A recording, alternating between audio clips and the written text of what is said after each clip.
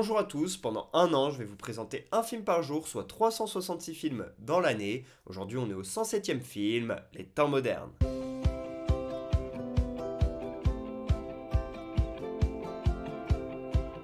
Les temps modernes est un film sorti en 1936, réalisé par Charlie Chaplin. On le voit dans son personnage de Charlot essayer de survivre dans une journée assez typique de travail à la chaîne et d'employé d'usine. C'est une satire de ce monde de l'époque et une critique de la société de cette époque-là, des années 30. Et c'est le premier film réellement politique de Charlie Chaplin, puisqu'il y a beaucoup de critiques. Et justement, ça lui a valu d'être accusé comme étant communiste. Et à l'époque, c'était très dangereux dans le monde américain et occidental de l'époque. Et il ne faut pas oublier ça justement de la carrière de Charlie Chaplin. On dit souvent que c'était quelqu'un de très drôle, de comique, etc.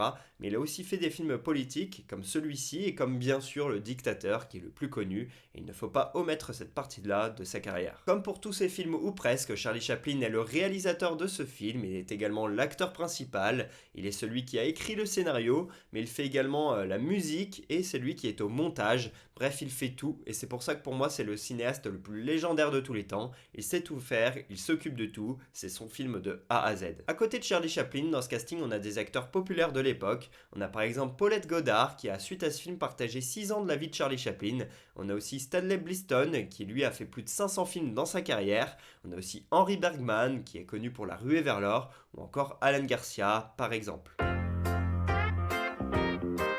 Si je vous parle de ce film aujourd'hui, c'est parce que Charlie Chaplin est né il y a 135 ans jour pour jour, le 16 avril 1889, et Charlie Chaplin c'est bien évidemment l'un des cinéastes les plus populaires de tous les temps. Il était connu pour son cinéma muet des années 10 aux années 30, et puis ensuite il est passé au cinéma parlant, et au total il a joué dans plus de 80 films dans sa carrière, et bien sûr il était connu pour ses comédies pour faire rire, mais également pour ses messages politiques, souvent à contre-courant de ce qui se faisait à l'époque. Ça lui a valu quelques problèmes, hein. Comme je l'ai dit, il a été accusé d'être communiste, puis il a aussi quelques problèmes puisqu'il avait des relations avec des femmes bien plus jeunes que lui, donc à l'époque ça choquait un petit peu, mais bon, plus de 100 ans plus tard il est toujours aussi populaire, c'est l'un des plus grands cinéastes de l'histoire du cinéma. Et ce qui a fait sa marque de fabrique à Charlie Chaplin, c'est qu'il était indépendant, il avait sa propre société de production avec plusieurs autres cinéastes, et du coup il faisait ce qu'il voulait, et c'est pour ça que son cinéma se détache du cinéma hollywoodien de l'époque. Depuis son décès dans les années 70, Charlie Chaplin il reste toujours aussi populaire, tous les enfants du monde le connaissent, et il a son propre musée actuellement depuis 2016, dans sa maison dans laquelle il a vécu 25 ans près du lac Léman en Suisse, tout proche de Montreux, dans un petit village. Il a sa grande demeure qui a été transformée en musée, donc si vous voulez vous intéresser un petit peu plus à sa vie, à sa carrière, eh bien je vous conseille d'aller voir ce musée, et si vous n'avez pas l'occasion de vous déplacer, vous pouvez regarder le biopic Chaplin, c'est Robert Downey Jr. qui l'interprète, et ce film-là est fantastique. Ce film, je l'ai vu il y a peut-être 10 ans environ. À la base, quand j'étais petit, je connaissais Charlie Chaplin, j'avais dû voir quelques petites vidéos, quelques petites images, mais je n'avais vu aucun de ses films. Et mon petit frère, qui a 5 ans de moins, quand il avait, je sais pas, 8, 9 ans, grand maximum, eh bien, il s'est un peu pris de passion pour Charlie Chaplin, il le trouvait très drôle, il aimait bien ses mimiques, etc.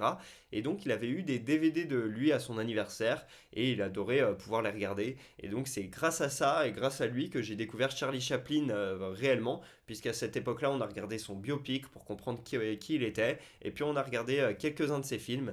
Alors maintenant, je me souvenais plus trop de tous ces films. Je me rappelle également que j'avais vu la fameuse scène des temps modernes, la scène dans l'usine, qui est la scène phare du film au début. Eh bien, je l'avais vu en cours d'histoire, on l'avait étudié quand on avait parlé du Fordisme, etc., et de l'évolution de la révolution industrielle, l'évolution des usines à l'époque, etc.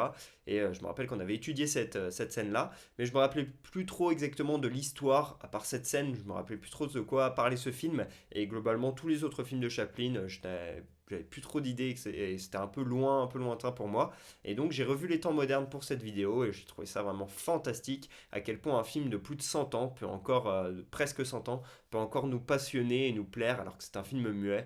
Bref, moi je trouve qu'il y a du génie, et c'est pour ça que je trouve ce film absolument incroyable. Je mets un 20 sur 20 à ce film, c'est impossible pour moi de mettre autre chose que cette note, étant donné qu'on est en train de parler d'un des plus grands chefs-d'œuvre du cinéma. Certes, on peut plus ou moins aimer le film et donc avoir voilà, une affection plus ou moins particulière à celui-ci, mais en termes d'impact historique sur le cinéma, en termes de voilà, comment il a inspiré des gens, comment il a été marquant à l'époque, Pour moi, on peut pas mettre autre chose que 20 sur 20 en étant un peu objectif. Voilà, il fait partie du panthéon du cinéma pour moi. Et donc, c'est pour ça que c'est un film à voir pour la culture, pour découvrir qui est Charlie Chaplin. Et je trouve que c'est peut-être le meilleur film, avec peut-être la ruée vers l'or également, pour découvrir Charlie Chaplin, étant donné qu'il y a de l'humour, il y a quelques petits messages politiques, et que pour moi, c'est un peu l'apothéose de Charlot, ce personnage qui fait marrer et qui est vraiment hyper drôle. Donc voilà, pour ça, je mets 20 sur 20. C'est un film à voir absolument.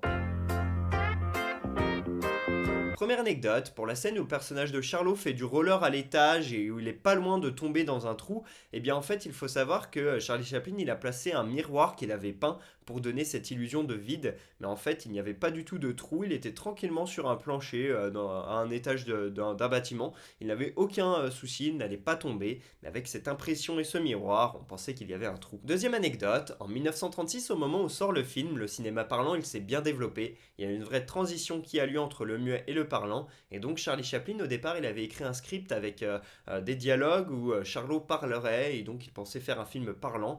Mais après quelques tournages, etc., il s'est dit que ça le faisait pas et qu'il fallait garder un film muet puisque ça allait casser le mythe de Charlot s'il se mettait à parler.